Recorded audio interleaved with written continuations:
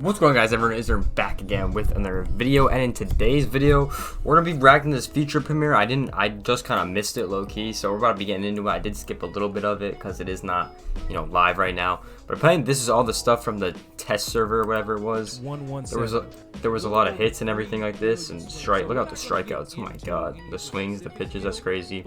Yeah, but I'm just gonna kind of skim through it real quick. They got a lot of stats and everything on the difficulties and all this kind of stuff, which is kind of cool. So yeah, I guess you got fielding options now. So for example, he's playing as the catcher right here, and I guess you can kind of practice, fielding stuff. I don't know if this is for Road to the Show, probably. Like I said, I'm just kind of skimming through this low-key. So I guess it's kind of Road to the Show. You can set up different places. I mean, we've had custom practice for a while. It's nothing crazy new. But I guess you can set up different scenarios, and you can test out different guys and practice your timings like that. So I guess that's what they're talking about here in the custom practice. But yeah, I love custom practice. I definitely think they're going to expand on it. I think that's what they're kind of showing right here. You can do more plays than you could last year, like the robbing home runs. That's actually a really good one, I'm not going to lie. That's actually a lot of fun, like you said, rob home run situations. So that's good they're adding to the little custom practice. Because I think that's an improvement. I wish you could use your dynasty players on custom practice though. Shout what he just said. They're trying to change, like, so it's more like realistic with how you're hitting, which is actually pretty sick. I'm not gonna lie. To change that kind of aspect. Once again, like, now I'm just kind of scrubbed through this. It's a lot of just gameplay things, which I think you're gonna experience on hand. Because like just looking through it right now, I'm not sure if they're gonna talk about anything crazy. Like they were saying, he said the content team and the gameplay team try to work together with each other. Obviously, the content team be making the cards. And I'm pretty sure the attributes they do together, he said, or something like that. And then the gameplay team obviously helps them get in the game and do things like that. So that's pretty much what they're talking about on that one. It doesn't look like to me there's anything that crazy going in here. We'll still go through it, but that's actually a good thing what he said there. They kind of changed the swing types. Obviously, there's multiple swing types. If you didn't know, you have the contact, the normal, and the power swings. So like he just said there, trying to change up. Obviously, I still think the normal swing is going to be the best swing because it's just what we use for just years at this point. But like he said, the contact swing, you're going to be fighting off pitches, and the power swing, you're going to want to drive it. But once again, I only use power swing in like home run derby, to be honest, because you kind of hit home runs. But I've never used the contact swing. I'll just be using the normal swing, to be honest. Like, there's nothing crazy about that right there. So they kind of talked about the pitch, or the PCI anchor, I mean, how that works and how it just resets, your PCI to that spot you want it in the little 9 boxes as you see in the corner over there. They talked about it a little bit, and it's, you make it more realistic. So like, again, if you're in real life sitting on an inside pitch, you're not going to be sitting, on the outside. That's where you don't want your PCI to be. So I think that's a good thing they talked about, because I'm so iffy on that. I really don't know if I'm going to be using it that much. I'd rather just pull it manually, honestly, because I'm never going to reset. The only thing I can see it is if I'm like inside, like I'm trying to hit an inside pitch, and I put the PCI anchor on the outside. So if I get an outside pitch, I can just reset it and just hit that pitch the other way type thing. So I think that's what the benefit of that is going to be. But yeah, I think that's a good shout as well. Alright, so what kind of they're talking about here is the different exit velocity. Like he said, you're going to get good exit velocity. You've got to be a little early on the inside, good on the middle, and then if you're late on the away pitches. It's actually pretty interesting. They're talking about the main hitting problems. There's a lot of problems with the hitting engine, let's be honest, in 21. So obviously they're giving us more info on how it's going to work and everything like this. And this is a good video to watch in yourself, because I'm just kind of scraping through it, giving you guys pretty much the gist of it. I definitely recommend go watch this video. It's 55 minutes long. But I think it's a good shout if you want to know everything about MLB The Show 22 and hitting and how some of the things are going to work inside the game. But yeah, so this is a pretty interesting one right here. I like that they're going through everything like this. But yeah, let's just keep it playing. So yeah, they're making the hitting kind of more realistic. So if you like he said, like if you pull the ball, on the inside, you're super early, like that first graph. It's obviously not gonna have that much exit velo, like if you had a good or perfect kind of thing. So I think that's good as well. The ball won't move as fast, and it does change a lot of things about the game all in one. So I think that's a good shout right there as well. Like I said, some of the things like it's kind of simple that we already know, but let's go into the hitting section now and see what they have to say about some of the changes in the engine. It's a good thing, like you said, you see that circle getting smaller. That means you're throwing it in the right zone, like he said, for a changeup. He was like, you don't want to throw it high in the zone because it's not going to be as effective. So I think that's a good shout as well. Now you see this circle getting bigger. It means you don't want to throw it there. Circle getting smaller, you want to throw it there. So that's actually a good thing. If you, like you said, if you don't know nothing about baseball, you want to play the show, you're trying to get into it, that's actually a good tip. to know about that, and it just helps the flow of the game better, because I'm sick of, getting like weird pitches where they're not supposed to be, like, but I hit nukes anyway, so I guess it's all good. But yeah, so that's actually a good thing they're adding to the pitching side of, MLB The Show. It will get bigger and smaller like that, so I think that's something good that they're adding in the pitching as well. There's actually a good graph right here. I'm gonna pause it right here, but this is the breakdown of all the things. So these are all the pitches and impacts. The only one that doesn't is the fastballs and then the cutters. So pretty much your 3 fastballs, your 2-seam, your 4-seam, and then your cutters, which are pretty basic pitches to throw. It doesn't impact, but this thing will impact all the off-speed pitches in MLB The Show 21, which is the changeup, the curveball, the circle change, the forkball, the knuckle curve, the screwball, the sinker, the slider, the slurve, the splitter, the sweeping curve, the Vulcan change, and then the 12-6 curveball. Those are all the ones that circle will pop up and it will change right there inside the game. So a couple of your fastballs, keep that in mind. The fastballs, you gotta throw them where you throw them, and but everyone be throwing off speed anyways, so you don't really see too many fastballs nowadays. So that's some of the key things to impact on this whole dynamic power breakdown that they're talking about right now. So you have some outlier changes coming up. So you have a higher accuracy penalty if you got someone that throws outlier, and a small velocity decrease. So I don't think you'll see in 102s anymore. You probably see like a 101, 100 now inside the game instead of that 102 fastball, which is really hard to hit sometimes, especially with them small PCIs on Legend or Hall of Fame difficulty.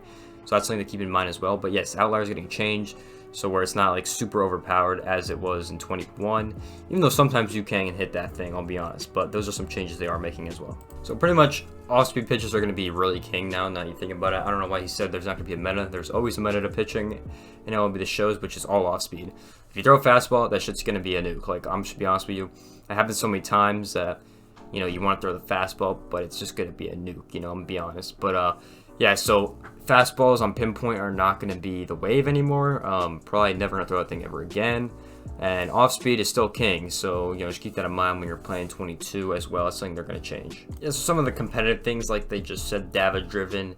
It's community feedback. They're trying to focus on those high sinkers because they are really disgusting, and then the high off-speed pitches as well. And they said all this comes off feedback from the community, so there's something as well. The high sinkers are still king though, at least in 21. So we'll see how that goes into 22, what they'll do. But yeah, just some competitive little updates, I guess, when you're playing online head-to-head that they did mention. What you're gonna see in this clip is like your perfect throws will actually be perfect, and you do have to hit the little bar in the middle for that to happen. So right there, he does not really hit it, so the runner is gonna be safe, and it's gonna be that bad throw animation that we're kind of used to getting.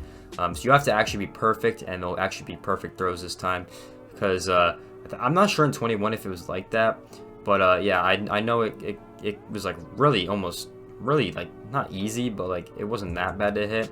So I think he's gonna get it this time. He's gonna get that perfect throw, and he's gonna throw him out right there, and you're gonna get a better animation than you used to. So that is nice that they added some new animations for that, and that they are making it like just more like fluid, I guess you could say. All right, so what they're showing in these examples here is perfect and non-perfect throws at third and second base. So obviously we just saw the third base one. This is the second base. So he's gonna get a good throw right there, Chase Utley, and it's actually gonna be a good tag as well, but he's gonna be safe because of that. So the perfect throws, you'll have better animations like we had at home, because at home in 21 you had perfect throws, but if you went to third or second in 21 and you had perfect throws, you kind of get the same animations, and it was kind of really weird in a sense. So obviously perfect throw, he's going to get a lot more speed on that ball, and you're going to make a way better tag at second base that is going to actually get him out. And it's the same thing when you're going to third, like we saw at home, is still the same way as well. So that's actually some good new fielding updates that they did add into the game, which I really like. So it's going to be it's going to flow better, and this is not from the outfield like they said. Look at that infield play. It still happens in the infield. You got Manny Machado doing it right there. And, it's not only outfield throws, which is a good thing, honestly. And then we got Tim Anderson doing it right there. Perfect throw. He's going to get him out at the plate. So this is a good change, I think, that they are adding into the game. Once again, it just makes the game flow a lot better, or something like that. And here's an off throw. So obviously it'll be a lot more noticeable. Once again, that's a new animation right there. But the runner's still slower, so he's going to get the out right there. But yeah, so I think this is really good to the game. Like I said, it's just going to flow a lot better. And once again, if you're worse on that line, it's going to have a way bigger impact. That's what they're trying to show right here. So as long as you're more accurate with them, it's pretty easy to be accurate, let's be honest, if you've been playing for a little bit.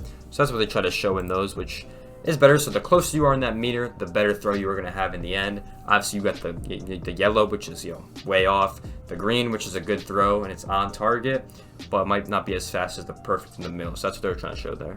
So the fielding stats are going to matter a lot more this year. They said, like for example, like how we complain in 21, like some guys won't get rid of the ball that fast. But he said your guys like your Gold Glovers and your guys that have good fielding stats are going to get rid of that ball much faster than guys that have a lower fielding stat. So like our first baseman, pretty much everyone's first baseman are going to have a low fielding stat and they won't get rid of the ball as fast. So that's why on some of those flip animations they take a lot longer than than your second baseman or your shortstop, because those are pretty much your Gold Glovers. And like they're showing here, if you're out of position, obviously it's going to be even worse because they're going to take a lot longer to set up and then throw the ball. So that's what they're trying to throw here in this video, is like with McNeil. See, he gets a green, but he's out of position, so he takes a lot longer to set up and get that throw. So that's something you want to keep in mind when you're setting your fielders as well, which I think is a good change, honestly. Like it just like makes it like more realistic, like I said. But Diamond Dynasty, like I don't know, like you're still gonna have the best players. Obviously, this is like not Diamond Dynasty, I think. So that's what they're trying to show right here, which makes a lot of sense. So you see. And one thing I forgot to mention is only certain cards with certain fielding stats have certain animations. So obviously your Gold Glovers are going to have those ones where you get rid of the ball quick. And like they just said, and then once again they talked about transitional moves. So like, your double plays, you're not be flipping that ball, or you're going to be throwing that ball a lot more fluid. It's going to seem like it's actually realistic, like the MLB. So that's something they talked about with the different animations. They had a ton of animations every year, which make the game just flow so much better sometimes. So there's a ton of new animations like we pretty much expect. But then on some transitional plays or some tough plays in the gaps, you're going to see some new animations depending on the fielding difficulty or your fielding stats for some of the players. So this thing something you're going to notice like right off the bat as soon as you hop in. If you've been playing for a little bit, you're going to see some of those classic animations that we're used to in 21, and then you're going to see some new ones like they've shown with the 22 one. Like that one's a pretty new one right there. They got something similar like that in 21, but obviously a lot more new and dependent on Rendon's fielding stats and all that stuff. So that's a good change as well. Getting new fielding animations is really good because fielding, it's low-key an underrated part of the game, but you still have to do it. So that's good as well, because we know it's annoying when you should have an out at a different fielder and then they end up making an error, or they end up just not making the play or something like that. So that's something you got to think about as well. But I mean, for all honestly, this whole thing, this is a pretty good video to watch. Everything they talked about was pretty good. So yeah, like I said, that's pretty much the end of the whole gameplay updates. They did talk about a lot. They talked about hitting, pitching, fielding, new animations, the new difficulty, the custom practice now has fielding, PCI anchor, the PCI range stuff, and then the perfect accuracy range. So these are all great things. If you want to know more about these, go watch this in your full length on your own time. I think it's a really good video, honestly, to watch. But yeah, if you guys did enjoy this little breakdown video of everything, there's a lot of stuff to do in this one, and then the next one is on something. Let me see. The next one is what, the 10th. It's on commentary and presentation. So that will be the next video we have. So that will be pretty interesting. I don't really know what they're going to talk about in that one. Obviously, maybe some new commentators. Obviously, the new presentation, which we've kind of already seen from the tech test, to be honest. And then we have March to October. And then we have Road to the Show ball player. We have Diamond Dynasty and live content in esports. And then the 1st is when the game drops. We're only like a month out of MLB The Show 22 actually dropping. So it's actually getting very excited. We're leading up almost to the end of the deadline of this game. Obviously, you can only play if you get the early access with the additions. But anyways, you guys enjoying this video, make sure to like, make sure to subscribe to my channel and all that good stuff. Check out the other videos I make as well. And I'll see you guys in the next video. Peace out, everyone.